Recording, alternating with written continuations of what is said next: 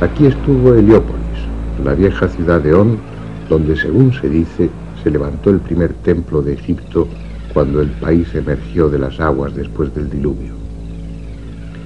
Nada queda del templo ni de la ciudad, y no es extraño, porque desde entonces han transcurrido cuando menos 5.000 años.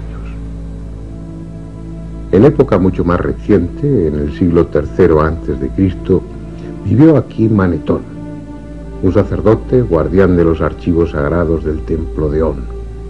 Él tuvo a su alcance los más antiguos documentos y escribió una historia de Egipto.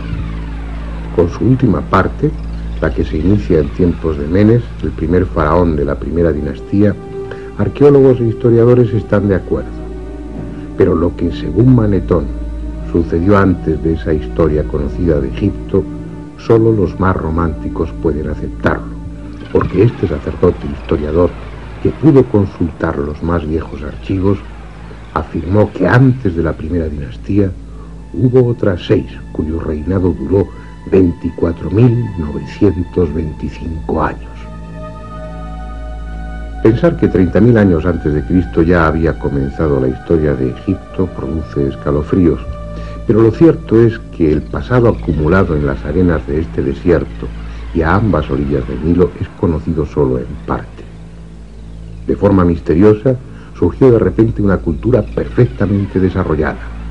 Donde solo había nómadas viviendo en plena edad de piedra, apareció bruscamente una civilización de hombres, astrónomos, arquitectos, matemáticos, médicos, escribas, hombres que levantaron pirámides y templos de singular belleza miles de años antes de Cristo.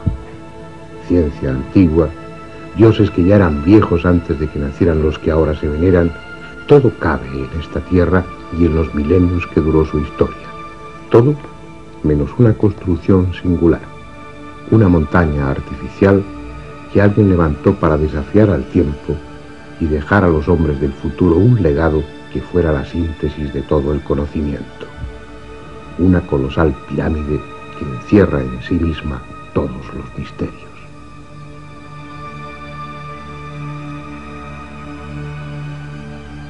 Este es el país de las pirámides. Hay descubiertas más de 100, aunque es posible que otras tantas hayan sido tragadas por los siglos y por la arena. Las que quedan son de los más diversos tamaños y factura, pequeñas y grandes, agudas y chatas, escalonadas y acodadas. Unas son de ladrillo y adobe, otras con la piel de piedra y el corazón de cascotes, otras son solo un recuerdo, un montículo informe o ni siquiera eso. Muy pocas conservan el empaque y la fuerza que en otro tiempo tuvieron, pero entre todas ellas hay una, la más grande, que escapa a cualquier adjetivo y constituye el mayor monumento que el hombre jamás ha levantado. Si es que fue el hombre y no los mismos dioses quienes lo hicieron.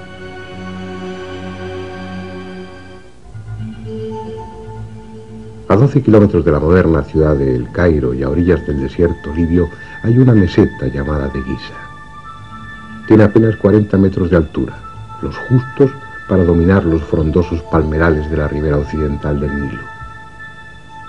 La suave pendiente que llega hasta el promontorio ha sido recorrida por millones de personas, viajeros, curiosos, peregrinos, sabios, místicos, aventureros.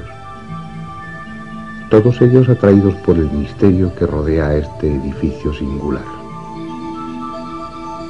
Más de 2,5 millones de bloques de piedra que pesan entre 2 y 60 toneladas cada uno. Para transportar toda esta piedra harían falta 800.000 camiones de gran tonelaje. Uno a continuación de otro, esos camiones formarían una fila que llegaría desde Madrid hasta los confines de Siberia. En su base cabrían 8 campos de fútbol y su altura es la de un edificio de 50 pisos. Lo extraordinario, lo increíble, como veremos a lo largo de estos documentales, es que a pesar de su abrumadora masa, de sus gigantescas proporciones, sus errores de nivelación, de orientación, de simetría o de angulación se miden por milímetros. No solo es la obra más colosal que levantó el hombre, sino también la más perfecta. En la misma meseta de Giza y al lado mismo de la Gran Pirámide hay otras 3. La de Kefren, ligeramente más pequeña, que conserva en su cumbre parte del revestimiento original, y la de Micerinos, de menor tamaño y algo más alejada de las otras dos. Aún hay 6 pirámides más, tan pequeñas en relación con las otras que se las conoce como pirámides satélites. 3 están situadas al este de la Gran Pirámide y se dice que sirvieron de sepultura a la familia de Keops. Las 3 restantes, frente a la cara sur de Micerinos, completan junto con la Esfinge el complejo monumental de Giza. La cita obligada para todos aquellos que sienten inquietud por el pasado, el punto de destino al que acuden turistas desde las partes más lejanas del mundo. Se harán fotografías ante ella y luego recorrerán su interior. Unos saldrán impresionados, otros jadeantes por el esfuerzo, los más respirando ansiosamente tras la sensación de claustrofobia que se experimenta en los angostos túneles y pasillos. Pero pocos, muy pocos, saldrán con la conciencia de haber estado en las entrañas mismas del misterio. Pocos, muy pocos, sabrán que han visitado un monumento que, pese a su rotunda solidez, es imposible que esté ahí. Este interés hacia la Gran Pirámide, que mueve a viajeros a recorrer miles de kilómetros para visitarla, no es una moda de estos tiempos. En todas las épocas han llegado hasta aquí sabios y curiosos tratando de descubrir su secreto. Heródoto, el célebre historiador griego, dejó escritas sus impresiones sobre la Gran Pirámide. Estuvo aquí hacia el año 440 a.C. y dio detalles sobre la construcción que hoy ya no están a nuestro alcance. Por ejemplo, contó que las caras de la Gran Pirámide estaban cubiertas de escritura, unos signos de los que ya nada se sabe. Abd al-Latif, un historiador árabe del siglo XIII, también se refirió a esa escritura. Dijo que en las 4 caras de la pirámide había un número tan grande de inscripciones que con ellas podrían llenarse 10.000 páginas.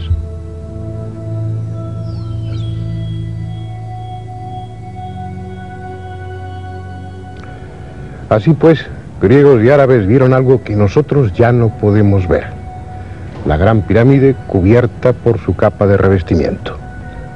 Mírenla ahora de lejos. Sus caras parecen uniformes. Su superficie, más o menos rugosa, parece que estuviera completa. Vista así de cerca, es una montaña de piedras dispuestas en hiladas que forman escalones, y es porque le faltan los bloques de revestimiento. Solo quedan estos pocos, muy deteriorados, pero fueron 27.000 que cubrían las 4 caras de la pirámide, transformándolas en poco menos que un espejo, de lisas y pulidas que estaban. Debiera ser un espectáculo impresionante contemplarla bajo los rayos del sol, sobre todo si, como dicen, estaba pintada de rojo. Ahora lleva 700 años desnuda. Hacia el siglo XIII hubo grandes terremotos que asolaron el país y echaron por tierra la mayoría de los edificios. Los árabes construyeron una nueva capital, el Cairá, que significa la victoriosa, y para hacerla recurrieron, entre otras fuentes, a la Gran Pirámide. Los 27.000 bloques de revestimiento fueron desmontados y fragmentados para levantar con ellos palacios, puentes o esclusas, como esta, la de Mohamed Ali, y mezquitas, como la que mandó construir el sultán Hassan en el siglo XIV. Con el transcurso de los años, la Gran Pirámide vio desaparecer los 70.000 metros cuadrados de revestimiento que la cubrían. Con esa depredación es seguro que perdió parte de su belleza, pero conserva toda su grandiosidad. Bien, vamos a ocuparnos ahora de la historia conocida de la Gran Pirámide, de los descubrimientos, de las investigaciones, y de paso recorreremos su interior. Esa historia nos va a llevar al siglo IX y a un hombre, el califa Al-Ma'mún, quien, según la tradición, fue el primero que consiguió entrar en la Gran Pirámide. Era aquella una época de esplendor para los árabes, una época en la que tanto como las conquistas militares intensaban las conquistas científicas. Abdullah al-Ma'mún subió al trono en el año 813. Era hijo del célebre califa Harún al-Rashid, protagonista de algunos cuentos recogidos en las Mil y una noches, y fue, como muchos otros califas, un hábil gobernante y un gran erudito. Fundó universidades, creó bibliotecas y protegió las artes, haciendo de Bagdad, su capital, un centro de cultura y conocimiento. Al-Ma'mún supo de la Gran Pirámide y lo que le contaron excitó su curiosidad. Le hablaron de leyendas que se referían a enormes tesoros, a cámaras ocultas en las que se encerraban todo tipo de objetos, desde mapas de las esferas terrestre y celeste hasta armas construidas con un metal que no se oxidaba, e incluso le mencionaron un cristal que podía ser doblado sin partirse. Así pues, en el año 820, él encargó a un grupo de técnicos que se abrieran paso hasta el interior de la pirámide.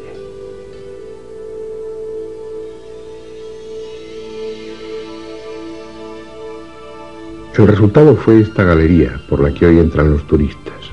Una mina que, rompiendo las piedras, penetra 38 metros en dirección norte-sur, evita los bloques de piedra con los que se cegaba la entrada al canal ascendente y llega hasta este.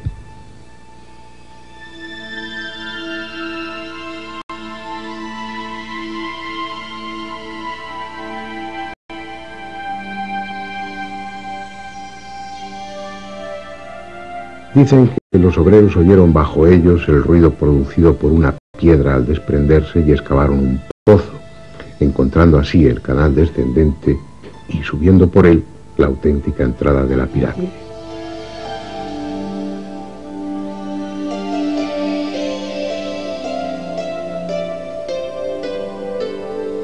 Lo cierto es que, aunque la tradición afirma que el túnel atribuido a Al-Ma'mún fue practicado por el azar, nadie puede creerse que por casualidad perforasen en la dirección correcta, a la altura correcta, que por casualidad evitasen los bloques que taponaban el canal ascendente y que por casualidad hiciesen un pozo que fuese a dar justamente al canal descendente.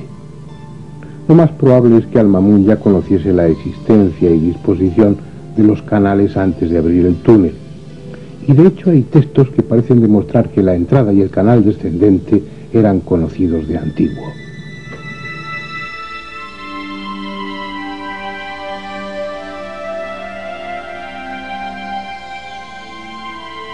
Estrabón, en el año 24 a.C., escribió que a cierto nivel, sobre uno de los lados de la pirámide, hay una piedra que puede retirarse y deja ver la entrada de una galería o siringa que termina en la tumba.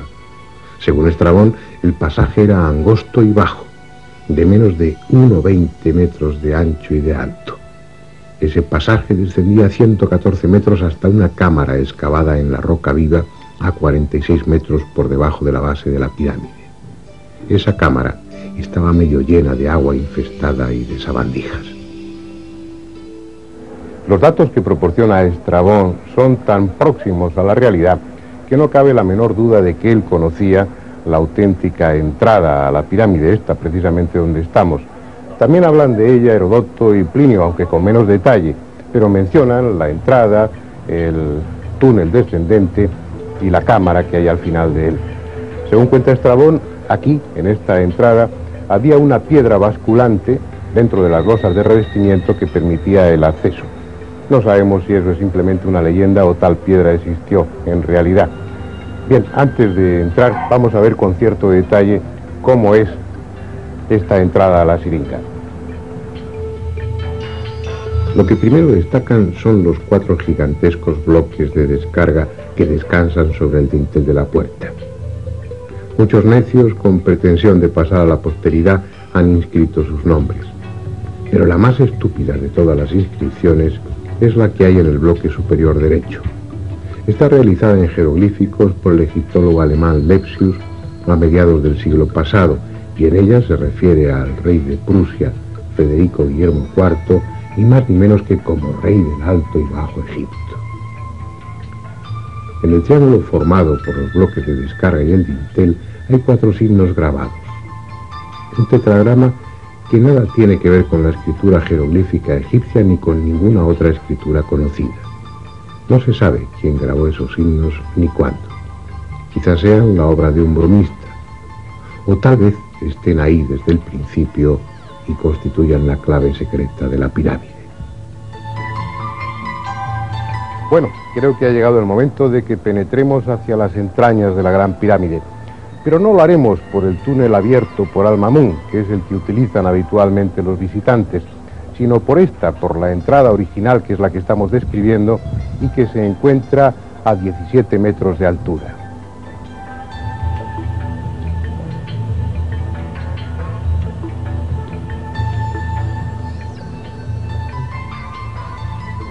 Hay dos barandillas, una a cada lado, y en el suelo un entarimado con tablas transversales para facilitar el descenso. Al objeto de que tengan ustedes claro dónde nos encontramos en cada momento y cuál es el recorrido de los túneles, iremos insertando un esquema con la posición en la que nos hallamos en cada instante. Vamos para allá. El camino ha de hacerse en postura incómoda, porque el pasaje solo mide 1 metro y 22 centímetros de altura por poco más de 1 metro de ancho.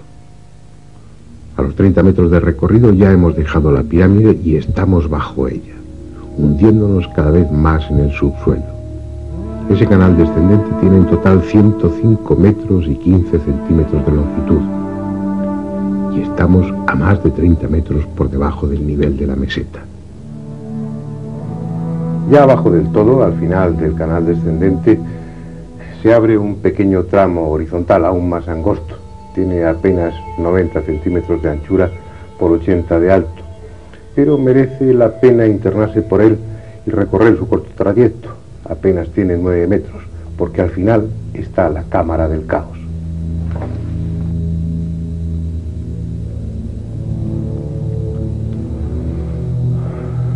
Estamos en la parte más profunda de la Gran Pirámide, en la cámara más recóndita, más subterránea. Está labrada en la roca viva y es por tanto una caverna artificial, aunque por su irregularidad, por su aspecto primitivo e inacabado, ha recibido diferentes nombres, entre ellos el de cámara inacabada o cámara del caos. Pero lo mejor será que ustedes y nosotros la veamos con detenimiento. La opinión de los arqueólogos es que se trata sencillamente de una cámara que quedó sin terminar intencionadamente. Aquellos que consiguieran dar con la entrada a la Gran Pirámide solo tendrían un acceso, el canal descendente por el que hemos bajado hace unos minutos. Al llegar aquí y encontrarse esta cámara subterránea sin terminar, los violadores de tumbas pensarían que ni la momia ni el ajuar funerario llegaron a ser depositados en la pirámide. Según ese criterio, estas masas de piedra a medio trabajar no tendrían función práctica alguna. Sin embargo, observen cómo paredes y techo están perfectamente labradas, respetando los mojones de piedra, obligando a los obreros a trabajar en unas condiciones excepcionalmente duras, arrastrándose por espacios de apenas 25 centímetros para labrar el techo. ¿Qué sentido tiene eso? Si lo que se pretendió era dar a la cámara el aspecto de inacabada sin más, ¿por qué no haber reducido la altura de esos bloques informes para trabajar en condiciones normales? Si lo hicieron así, tendrían sus razones, como las tendrían para abrir ese túnel enfrente del que sirve de entrada y que penetra 14 metros en dirección sur para terminar bruscamente. Las mismas razones que les llevaron a abrir este pozo cuadrado de 2 metros de lado y que apenas llegaba a 3 metros de profundidad, como el túnel de la pared sur, tampoco conducía a sitio alguno. El coronel Weiss, a mediados del siglo pasado, profundizó 9 metros más el pozo, buscando una posible cámara, pero no encontró nada. Hoy el pozo está lleno de arena y cascotes. Si el descenso por el estrecho canal era incómodo, la subida, superando los 26 grados y 34 minutos que tiene de pendiente, es aún más dura.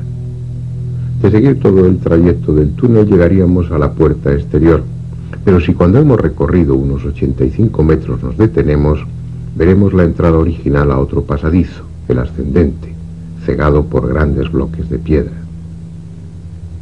Debajo de este entablado hay 3 escalones en la piedra que se corresponden con la entrada al canal ascendente. Durante la construcción de los túneles y en las ceremonias previas al sellado de la pirámide, debía haber una rampa que facilitaba el acceso al canal ascendente todavía abierto. Llegado el momento, La rampa fue retirada y la entrada al canal ascendente cegada con 3 grandes bloques de piedra que se dejaron deslizar desde más arriba. Está claro que por aquí no podemos acceder al canal ascendente. Será preciso que salgamos al exterior y utilicemos, como el resto de los visitantes, el túnel abierto por Al-Mamun. En el esquema vemos como el túnel perfora la pirámide desde más abajo de la entrada original y, siguiendo un trayecto horizontal, evita los bloques que obstruyen el canal ascendente y llega directamente a este. El canal ascendente es algo más confortable que el descendente que antes recorrimos. Mide un poco más de 1 metro de ancho y tiene 1,20 m de altura. Es en sí mismo una obra perfecta de ingeniería. Sus medidas se mantienen constantes y exactas a lo largo de los 37,5 metros que mide en total. Las piedras de paredes, techo y suelo ajustan con precisión y están pulidas. Las del suelo no están a la vista porque se ha dispuesto una rampa de madera con travesaños para facilitar la subida, porque este túnel también tiene una importante pendiente, exactamente la misma que el canal descendente, 26 grados y 34 minutos. No es un camino fácil, pero merece la pena el esfuerzo porque al final de ese pasadizo está la gran galería. Estamos ya a 22 metros por encima de la base de la Gran Pirámide, donde se abre la entrada a otro túnel, esta vez horizontal. Veamos a dónde conduce. Se trata de un pasadizo relativamente cómodo que avanza en dirección norte-sur. Mide algo más de 1 metro de ancho y tiene una altura de 1,18 m. Cuando se han recorrido 28,5 metros, el suelo presenta un escalón de 52 centímetros y gracias a él se puede entrar casi erguido en la cámara que hay al final del túnel. La llaman la Cámara de la Reina. Es una amplia estancia rectangular construida con piedra caliza de Tura. Mide más de 5 metros por cada lado y el techo en forma de caballete alcanza los 6 metros en su parte más alta. Restos de pintura evidencian que esta cámara estuvo pintada originalmente de azul. No está muy clara su función, aunque la idea más extendida es que se trata del serdab, de la cámara secreta de la Gran Pirámide, en la que se conservaba el doble del faraón, una estatua probablemente de basalto con sus facciones, a las que se le había dado vida mediante los ritos isíacos de apertura de ojos y de boca. Esa estatua, ese doble del faraón, probablemente estaba aquí, en este nicho. Si ustedes observan, hay un túnel abierto en el fondo, pero que no corresponde a la obra original. Fue abierto por Weiss y profundiza unos 15 metros sin llegar a sitio alguno. Pero hay otro detalle también importante en este nicho. En la parte de arriba se ve claramente cómo no corresponde con lo que sería el centro lógico de la cámara, sino que está desplazado 60 centímetros.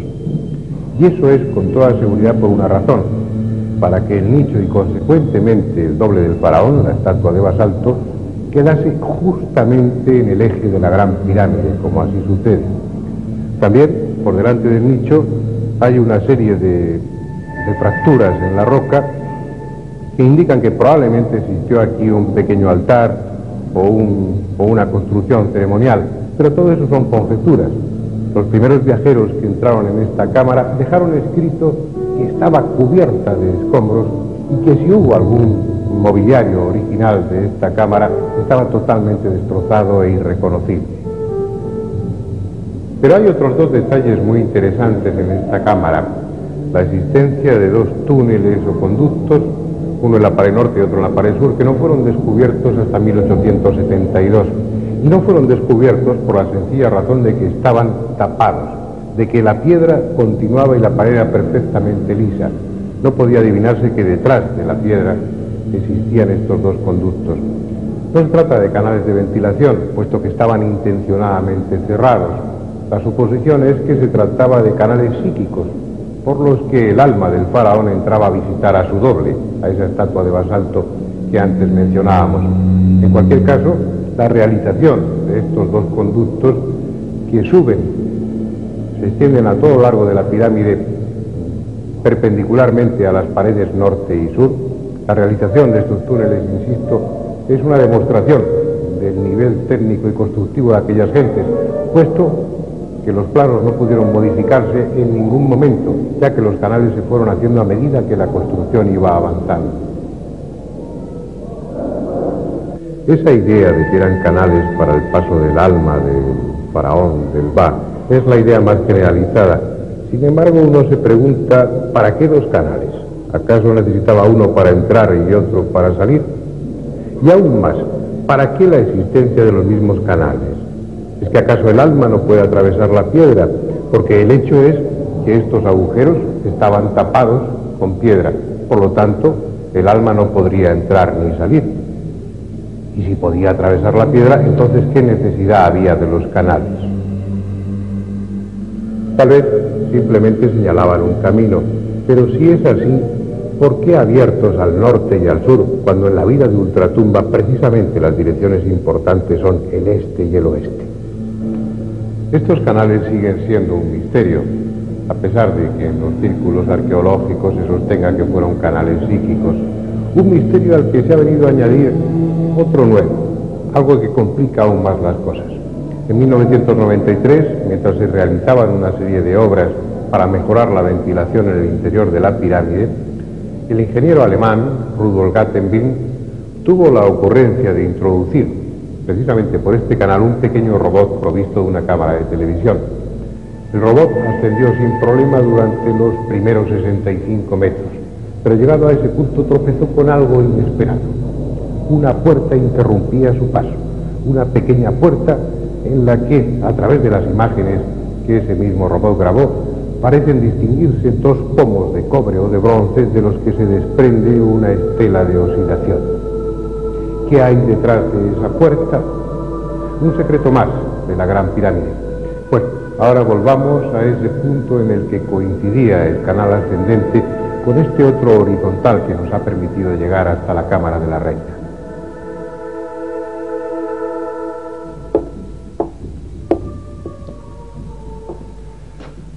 Habíamos llegado antes hasta este punto, subiendo por el canal ascendente.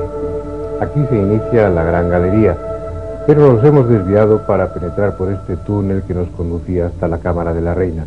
Y lo hemos podido hacer porque ya no existe una supuesta losa que debía unir el canal ascendente con la gran galería.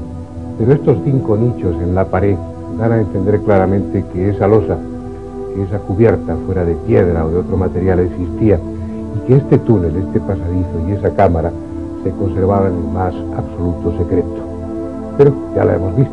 Ahora continuamos nuestro ascenso a través de la gran galería. Es algo que impresiona. Mide casi 9 metros de altura y algo más de 46 metros de longitud.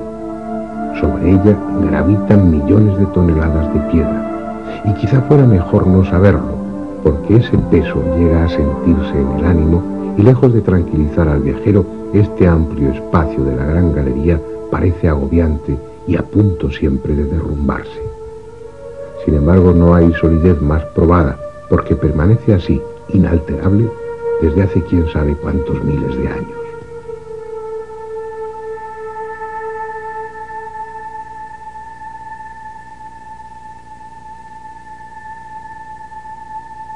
Sus muros, implacablemente paralelos en todo su recorrido, se van cerrando con 7 saledizos, de forma tal que allá arriba el techo, formado por 40 losas imbricadas como tejas, tiene solo 1 metro de anchura, en tanto que en el suelo mide 2 metros, incluyendo en ellos 2 banquetas laterales. Y hay algo en esas banquetas que llama la atención: 28 entalladuras rectangulares situadas en cada una de ellas. ¿Qué son estos huecos? ¿Para qué sirvieron? Posiblemente para contener estatuas. Según dijo el historiador egipcio Manetón, Keops era el 28º rey de Egipto después de Menes, el fundador de la primera dinastía. Así pues, es probable que en estos nichos, en estos agujeros, en estas entalladuras, quedasen sujetas 28 estatuas, las de los 27 antepasados de Keops y la de él mismo, repetidas, emparejadas una frente a otra, de tal manera que esta gran galería habría sido una solemne y fúnebre galería de antepasados del rey Keops. Es una hipótesis que se ve avalada por algunos autores árabes que se refieren a la existencia en tiempos antiguos de estatuas dentro de la Gran Pirámide. En cualquier caso ya no están, han desaparecido. Solo queda la gran galería con su desnudez, que la hace aún más impresionante. Una galería que termina más arriba, en un rellano al que se abre un corto y estrecho pasadizo, el que da acceso a la antecámara o cámara de los rastrillos.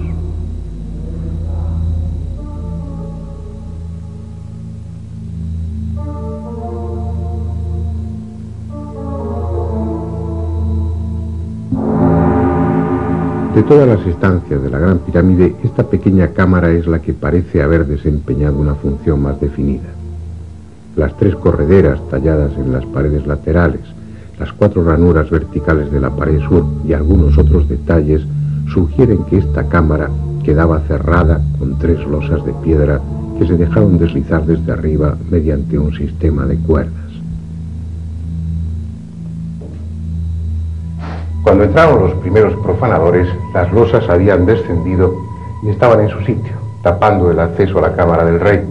La prueba es el destrozo que tuvieron que hacer en esta piedra, hoy reconstruida con yeso, para pasar por encima de las losas que obstruían la entrada.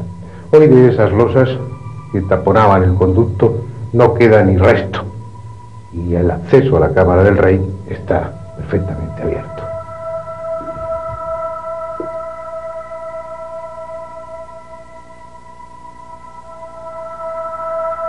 Esta es la más célebre cámara de la Gran Pirámide. Mide más de 50 metros cuadrados y tiene casi 6 metros de altura. Está construida con bloques de granito rojo de Asuán y 9 colosales losas que pesan unas 400 toneladas constituyen el techo. Nada hay en ella, salvo este sarcófago de granito. A finales del siglo XVIII aún estaba la tapa rota y apoyada en la pared, pero hoy ni siquiera eso queda. Solo el cofre de piedra, roto en una de sus esquinas, y la desnuda estancia.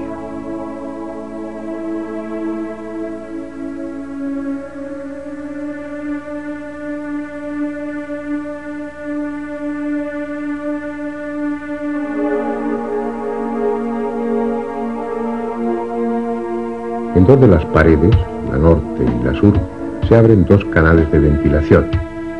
A diferencia de los que hay en la mal llamada Cámara de la Reina, estos sí tienen salida al exterior y hoy están dotados de 2 extractores de aire para renovar el ambiente y eliminar la humedad producida por los miles de turistas que la visitan.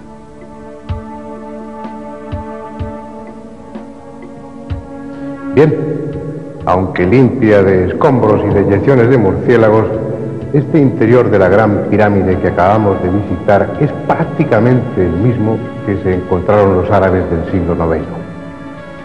La falta de tesoros alejó a los expoliadores y por su parte la superstición y las alimañas alejaron al resto de los visitantes.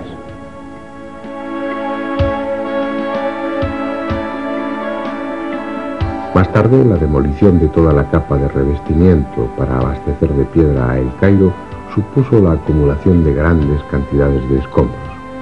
Por la entrada auténtica cayeron tanta arena y cascotes que el canal descendente quedó obstruido en un centenar de metros de su recorrido.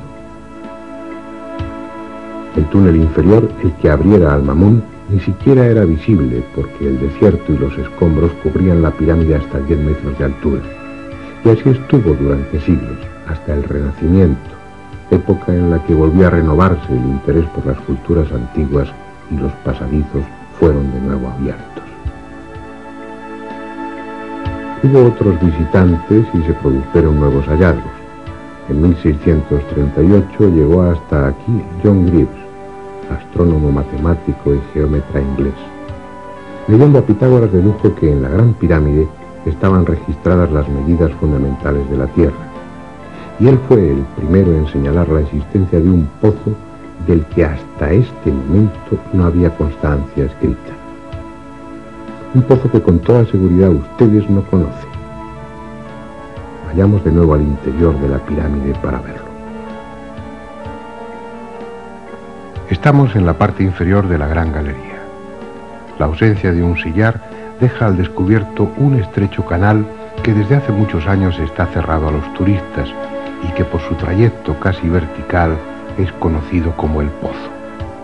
Nunca hasta hoy había sido filmado, así que ustedes serán los primeros que pueden verlo, aunque parte de las imágenes carezcan de la necesaria calidad, porque el calor y la humedad dejaron fuera de uso la cámara profesional y fue preciso recurrir a otra pequeña cámara auxiliar.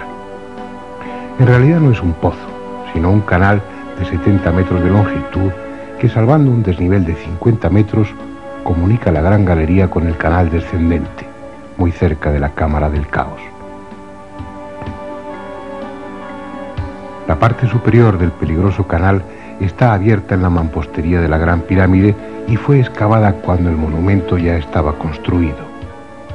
Su trazado, irregular y tortuoso, deja al descubierto las aristas de algún que otro bloque de piedra. No es un pozo que estuviera previsto en los planos de la pirámide. Fue excavado mucho después, con una intención que desconocemos.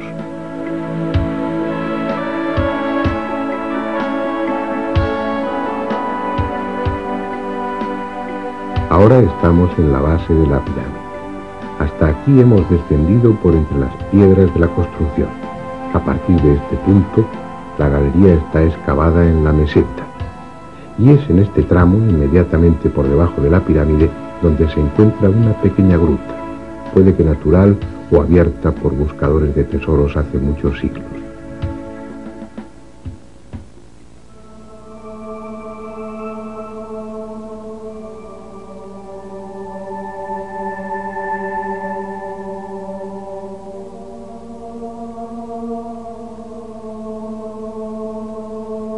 Otro detalle importante es la obra de mampostería, que indica que esta parte fue hecha en la época de la construcción de la pirámide. Probablemente este recubrimiento del pozo fue para impedir derrumbamientos, porque se corresponde con una zona de terreno poco firme, de argamasa y piedras casi sueltas. Más abajo ya no hay necesidad de muro alguno, porque el pozo se abre paso en la roca firme. Unos huecos en las paredes permiten apoyar apenas las puntas de los pies. El aire está enrarecido y el sudor termina por formar una compacta capa con el polvo y la arena desprendidos. No es un lugar agradable para pasear, pero nos hemos propuesto recorrer todos y cada uno de los huecos que hay en el interior de la Gran Pirámide. Por fin, el pasaje desemboca en la Siringa, en el canal descendente. La misión de este último trozo del pozo descendente, que desemboca precisamente aquí, parece clara, y era la de facilitar el descenso de los obreros desde la superficie para que así no se encontraran con los otros que iban trasladando escombros de canal descendente arriba. Después, en una fase posterior de la construcción de la Gran Pirámide, cuando se colocaron las primeras hiladas de piedra, ya de una forma inevitable quedó cerrado el pozo por su parte superior. ¿Quién perforó desde arriba, uniendo la Gran Galería con este antiguo pozo? ¿Para qué y cuándo? Son cuestiones no resueltas. En otro momento nos permitiremos especular sobre ello. Ahora es preciso que terminemos nuestro recorrido visitando otras cámaras a las que los turistas no tienen acceso, justo encima de la Cámara del Rey.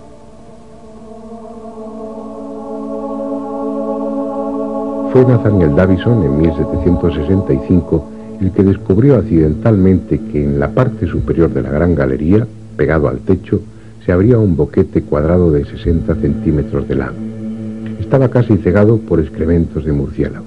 Tras despejarlo, pudo introducirse por el pequeño conducto y entró en una cámara hasta entonces desconocida. Una cámara cuyo suelo está formado por las losas que sirven de techo a la Cámara del Rey. Por tanto, sus medidas son las mismas que las de esta, aunque con 1,20 m de altura. En honor a su descubridor, se la conoce como Cámara de Davison. 72 años después, en 1837, se descubrieron otras 4 cámaras por encima de esta. Fue a base de dinamita y bajo la responsabilidad de un coronel inglés retirado llamado Howard Weiss. por lo que las cámaras fueron bautizadas muy británicamente. Cámara de Wellington, cámara del almirante Nelson, cámara de Lady Anne Arbuthnot y por último la cámara de Camden, en la que ahora estamos, con el techo en caballete. Todas las enormes losas que forman las cámaras de descarga están sostenidas sobre la estructura general de la pirámide. La misión de estas 5 cámaras, que ustedes ven por primera vez en televisión, es la primera vez que entran unas cámaras de televisión para grabar su interior. La misión de las 5 cámaras, repito, era aliviar a la cámara del rey del enorme peso que tenía encima y protegerla en caso de terremoto. Una misión que parece que ha cumplido perfectamente, porque en esta última cámara, en esta 5ª cámara, se puede ver cómo las enormes losas que forman el techo se han ido abriendo con el paso del tiempo, probablemente por efecto de algún terremoto. Pero la colocación de unas tiras de yeso en algunos de los lugares durante los últimos años ha permitido ver que desde hace bastante tiempo, al menos desde que se instalaron esas tiras de yeso, no ha seguido abriéndose, por lo cual todo hace suponer que dentro de 15 o 20.000 años la gran pirámide seguirá estando aquí como está.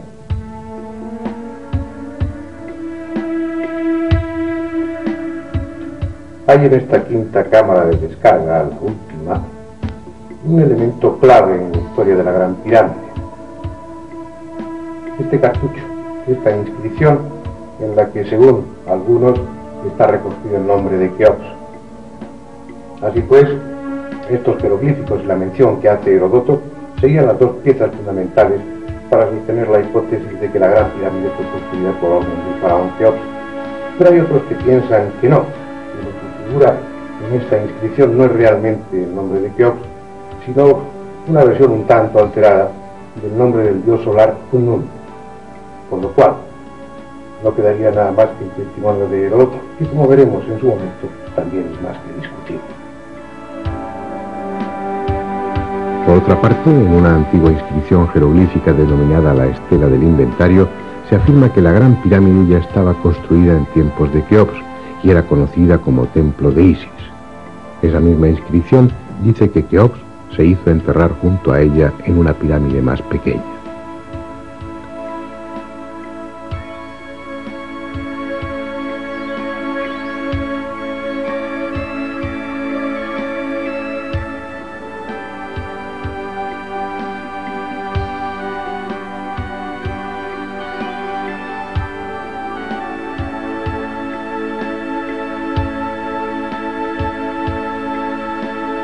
No es un tema resuelto. En otros capítulos intentaremos saber más sobre el origen de la Gran Pirámide, la técnica asombrosa que se utilizó en su construcción y las posibles funciones a las que estuvo destinada. Ahora se trataba de un recorrido por su interior, y ese recorrido termina aquí, en el más profundo de sus rincones y junto al más profundo de sus misterios, el que se refiere a la identidad de su constructor.